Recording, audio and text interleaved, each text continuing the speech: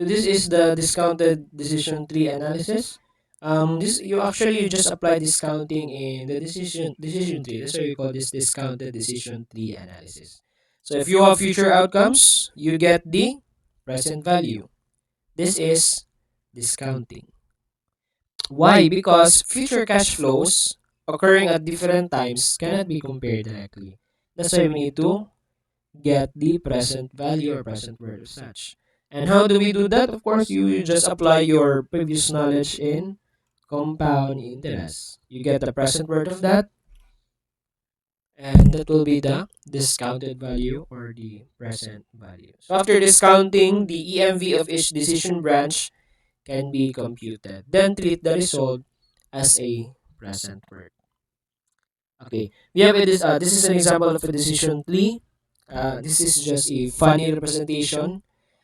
This is actually robbery strategy. If they're going to rob Casino 1, Casino 2, Casino 3, please note that this is not based on actual conditions. This is just an example.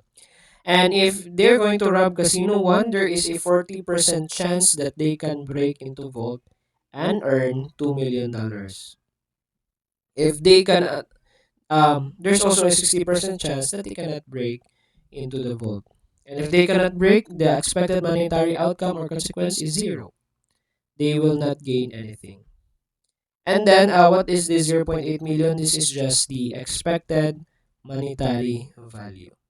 Now, if they rob Casino 2, there is a 100% probability that they can earn $1 million when they rob Casino 2. And if they rob Casino 3, if they have help from an insider, they can have 30% chance that they can ask help from an insider. And because of that, they might earn $2 million. But if there is no help, actually 70% of the chance they might uh, not see someone whom they can ask for help. And if there's no help, they can still actually earn $1 million. And again, this is the EMV. And then they're going to decide, are they going to rob Casino 1 or Casino 2 or Casino 3? When they rob Casino 1, they will have an EMV of 0.8 million. So there is a vault, and if they can break the vault, they'll have 2 million. If not, then they will earn nothing. And from here, actually, you can choose not to rob Casino 1. So you're left with Casino 2. Casino 2 with 100% chance that you can earn this amount. But Casino 3 has an enticing outcome. You can earn $2 million when you can ask help from an insider. And the EMV for the Casino 3 is $1.3 million, right? So, and you can actually still earn $1 million. So this is an example of a decision tree. You have decision node, chance node, and then the end node. In this example, we didn't apply discounting yet because there are no number of years there. Okay, next is, for example, this one. Which vendor option? If US base, there is an 80% chance of success and 20% chance of failure. If they succeed, there will be 100,000 profit. If they fail, that is negative 20,000. And if overseas, there is a 50-50% chance of success and failure. If they succeed, 120,000. If they fail, negative 15,000 loss. So if they choose US base, there will be higher chance of success, but overseas, the chance of success is lower, but you might actually earn higher. So this is an example of decision tree. Okay, how about this one? We have also do not develop a product or develop a product. When you do not develop a product, of course, you will have no earning. If you develop a product, let's say you have an initial cost of $400,000 dollars.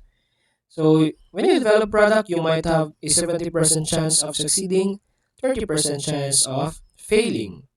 If you succeed, there is 20% chance of high demand, 50% chance of medium demand, and 30% chance of low demand. If the demand is high, you will earn 1 million. If the demand is just typical normal, you will earn $800,000. And If low, that is $600,000. Now, if you fail, because again, there's 30% chance that you're going to fail. You can sell your work and 60% of the chance you can sell your work and earn $50,000, or it worth nothing. 40% chance that it worth nothing, and so you will not earn. So this is a decision tree, and then what they did here is they calculated expected monetary value. So the expected monetary value for this is 780,000. And if he fail, the expected monetary is that he can take home $30,000. And then the expected monetary value for developing the product, if we consider the success and failure of the project, is actually $555,000. So this is something like a rollback analysis, right? We get the AMV and then decide, okay, are we going to succeed or fail? And then we go back, roll back. This is rollback, and then go back at the time. Okay. Another example, we have company A. Company A might want to expand into more regions, or probably want to launch a new product, or do nothing. If the company A will do nothing, there is a 40% chance of success with their current performance and 60% chance of failure. If they succeed, they will earn $10,000. If they fail, the profit is $4,000. If they launch a new product, there is a 50% chance of success and failure. If they succeed, they might earn $18,000, or they will lose $6,000. So this is a negative, right? Because there's a lose. And if they expand into more regions, there is a 40% chance of success and 60% chance of failure. But if they succeed, actually this will gain them the highest profit of at least 25, or let's say around $25,000. But the loss is also $8,000. We have a negative $8,000 here. And then for each of this decision, you're going to get the EMV. So we have an EMV here of, or the expected value here of $5,200. For this one, there is a $6,000 EMV, and when you do nothing, you will have an EMV of $1.6. Again, for this one, you do not just simply choose launch a new product because you have your highest EMV. Because it still depends on whether the company is willing to risk, or if they are afraid of risking. Because when you expand into more regions, you need to invest more, and actually you have a possibility, there's a chance of losing. And if you do nothing, let's say this is the safest, you will actually still earn whether you succeed or fail. However, the earning is not so high. So we just need to put into consideration those things as well, aside from their expected monetary values or their outcomes. Okay. So in the next video, we are going to have our example for this one. Okay, we are going to apply our knowledge for this discussion, and then actually the application. Before we end or proceed to the next, let's have some our application. What are civil engineering application for this one? It is useful for contractor bidding, investigation planning, flood mitigation projects, highway route selection, and others. And but of course, like the other economic methods, there's also advantages and limitations.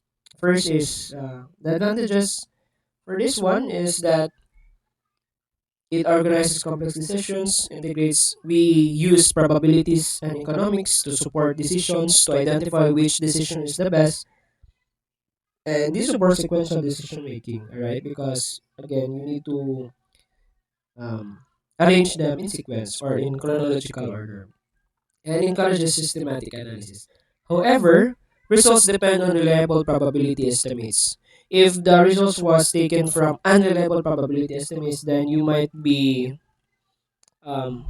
yield higher result, but in reality, it will not yield like that, or lower.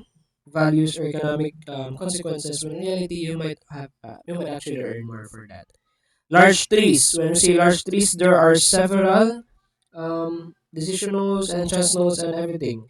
And because of that, it is difficult to communicate. Sensitive to changes in assumptions, this is a limitation, and non-monetary impacts may be neglected. Like that. All right. Next, we'll have our practice activity.